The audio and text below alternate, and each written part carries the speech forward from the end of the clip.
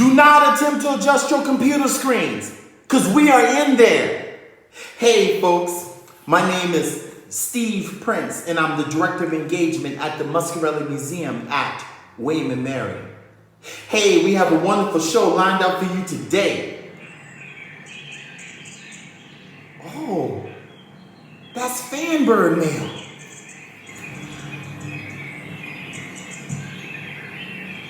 Every single day, I receive mail from all around the world from my imaginary friends. Let's see what I got today. Here comes Fanbird.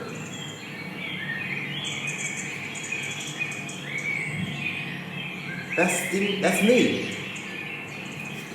Bye, Fanbird.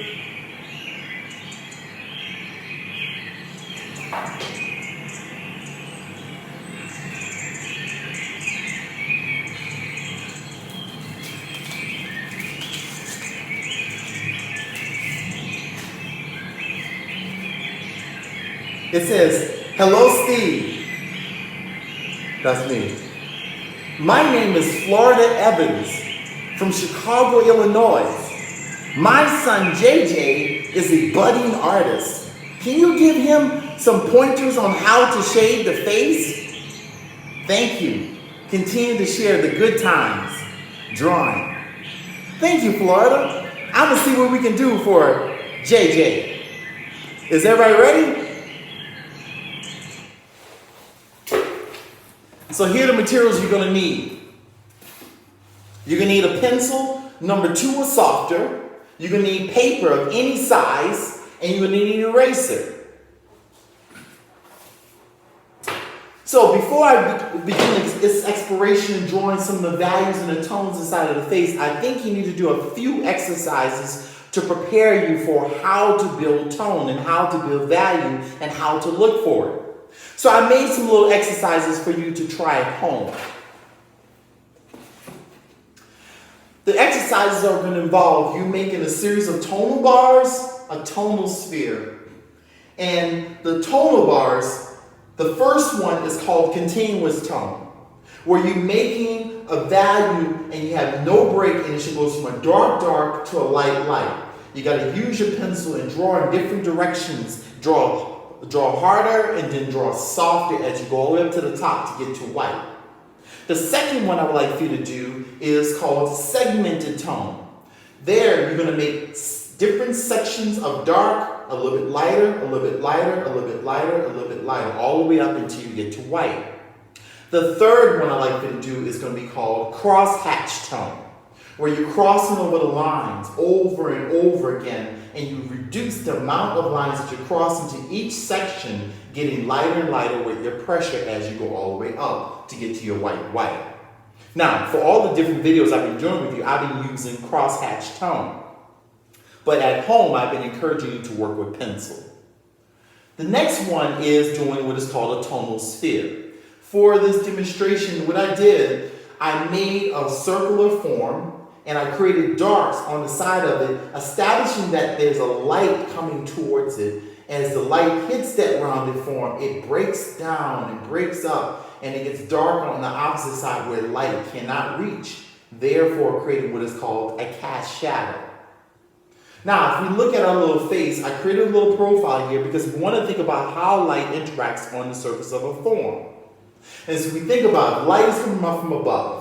We have a light will fall in that region. It will get darker in this region right around the eye. Lighter on the top of the nose, darker below the nose. Light on the top, darker on the top lip. Lighter on the bottom lip, darker underneath. And if we were to go back into it and begin to establish, let's say, an eye formation, and I can begin to draw in the pupil and the iris, and I can draw in the eyebrows into that particular region, then I can come over here and draw in the nose, wrap it around, draw in the top lip to the bottom lip. You can begin to see how does the patterns work within the face as we work around the cheekbones, as we work around the light is diffusing and breaking up and going into those various tonal areas. Okay, does that make sense? Good.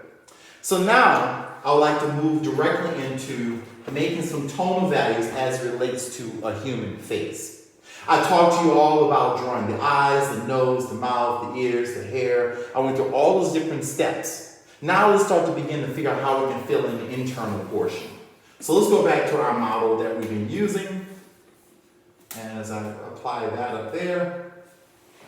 And one of the things that I like to do when I'm working with drawing the various values and tones, I like to look into those areas inside of the face to find where do I attack those darks and where I leave the lights. One rule you want to keep in mind when you're trying to look at drawing value and tone.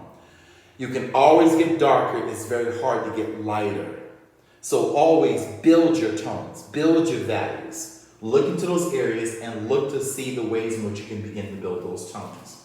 So one of the areas I'm going to look at is like right around the eye formation, building some tone around here, right around the side of the eyes. I'm begin to build some tone into the forehead region, crossing those values in, right around the cheekbone. And you can see I can begin to draw some of the tones around the side of the nose. Remember, the nose has no lines there. It's all done by value and tonal shifts. And so what I'm doing is I'm establishing in some of the darks in and around the face. I'm looking for those dark areas. And I'm running around the face and building those in very quickly.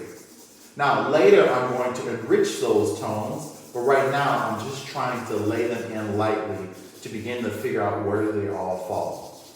So I'm going over here into the cheek, and I'm looking over into the piece, and you can see that tone is dropping down around the side of the cheek, and I'm trying to mimic that. Build it in, build it in. Coming across, wrapping around.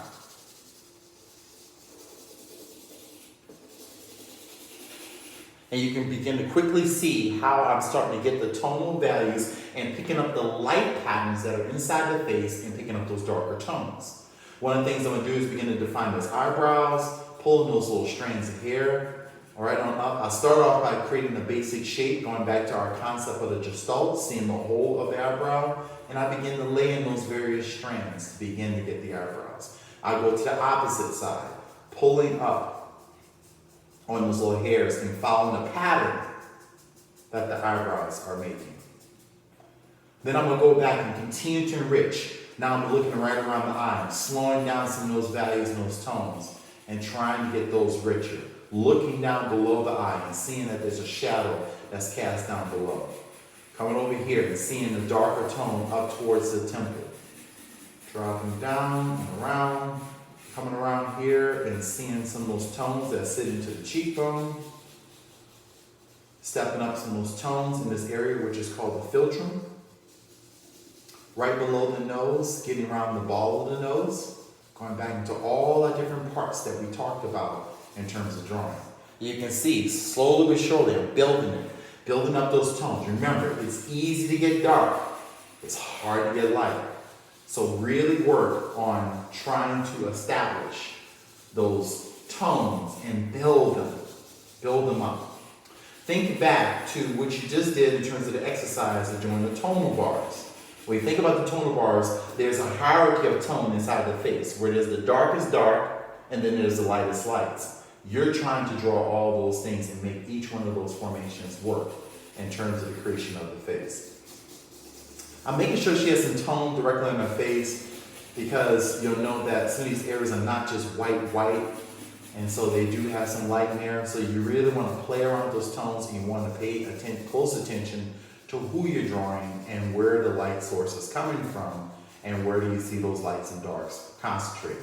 I'm definitely going to step up some tone down in her neck region because her neck is blocking away some of that light as we think about that pattern and how it shows up onto our bodies. And you can begin to see that I have the formation of building the tones. Let's go back to our little panel. And we begin to see how it applies, how the light hits and how it rounds away and creates the darkness. The same concept is falling in for the nose.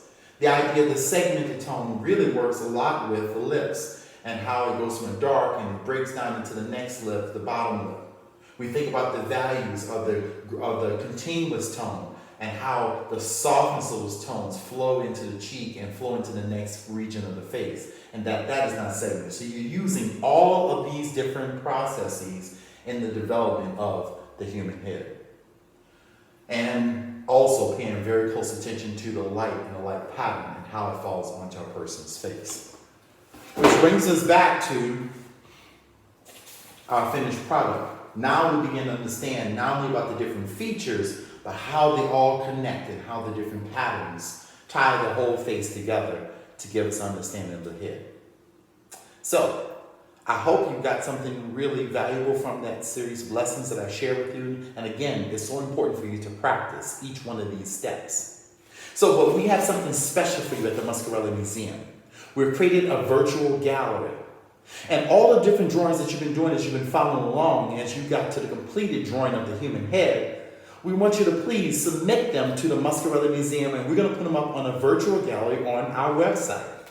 So this is where you would send it. Send it to the muscarelleinthehouse@gmail.com. One more time. muscarelleinthehouse@gmail.com. And you would have an opportunity to showcase your artwork in our virtual gallery. So folks, remember, art is all around you.